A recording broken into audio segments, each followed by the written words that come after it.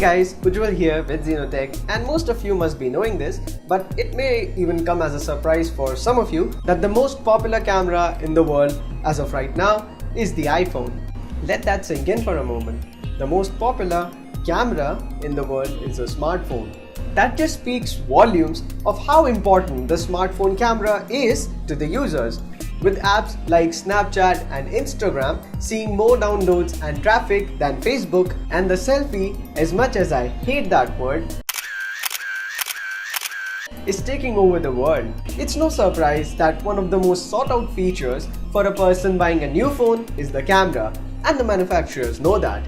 That is why we see all of these commercials and advertisements singing praise for their cameras and comparing them with, for the heck of it, DSLRs. But they do realize that there is a limit to how good of an image that can be extracted from a puny smartphone camera sensor. Of course, there are other ways to improve the images captured by a smartphone camera, mostly through the software and the processing, but that too to a degree.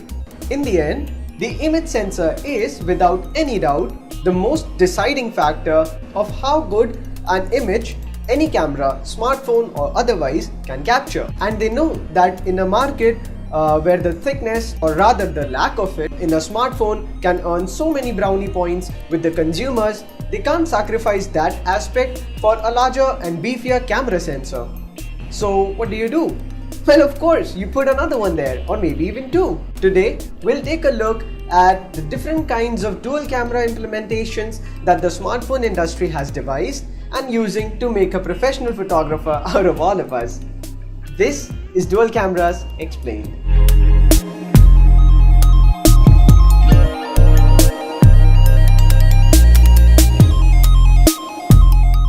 There are three basic methods that the manufacturers are using of implementing dual cameras on any smartphone. There is in fact one more method, but it wasn't all that successful, being featured on only one smartphone, so for all intents and purposes, it's basically dead. First up, we have a telephoto lens accompanied by a normal one. A telephoto lens has a longer focal length than a normal lens, which allows it to magnify objects, kinda like zooming in. It allows zooming in up to 2x without significant loss in photo quality. It is not the traditional optical zoom, neither the crappy digital zoom which simply crops in into the already existing image. Therefore, it's somewhere in between. The drawback of a telephoto lens is that it is not as effective for low light photography as the normal wider lens, and the 2x zoom is practically almost useless as the amount of zoom is so minimal. Manufacturers also use the image information from the two lenses the way our eyes do to simulate the depth information and create an artificial shallow depth of field, resulting in the portrait, or more commonly referred to as the bokeh mode, that is so in with the youngsters these days. But the kind of artificial bokeh that these implementations create are certainly not comparable to any honorable DSLR, as they simply have much more data to work with. This rings true for all the dual camera implementations and not just this one.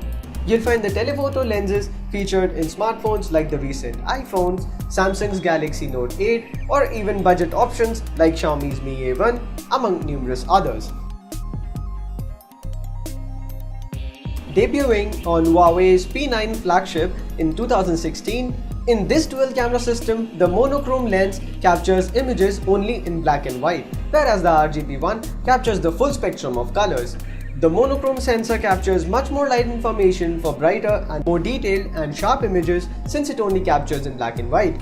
I will link the article which goes into more detail of how this system works below the like button for the more curious amongst you. Combine the light information from the monochrome sensor and the color data from the RGB one, and you get, theoretically at least, 3 times more brighter and detailed images than a single camera system. It's no surprise therefore that this camera system works great in low light situations, and the photos are well lit and tend to have better contrast and colors.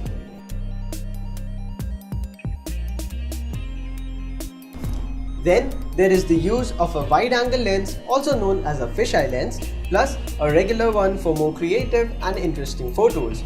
These are usually implemented in their flagship smartphones by LG, debuting on the LG G5 and subsequently refined in the G6.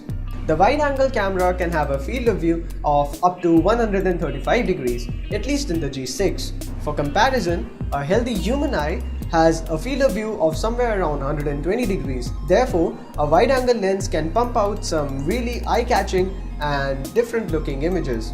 There was one other way of implementing dual cameras which is now obsolete. The depth sensing camera tech was employed by HTC in their One M8. But it didn't work as expected and the world has moved on since then. So there are my 2 cents on the whole dual camera debate.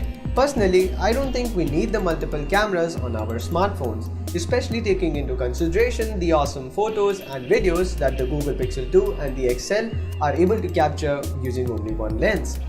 And certainly not against all dual camera systems, as I kinda like LG's take on it with the whole wide angle shebang, but generally speaking, better photos and videos can be had without drilling more than one hole in our smartphone's beautiful backsides.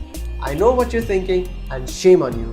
Google smartphone cameras show that having the hardware is not always the solution. Sometimes it requires tweaking the software and generally finding better ways of doing things more effectively as well as efficiently.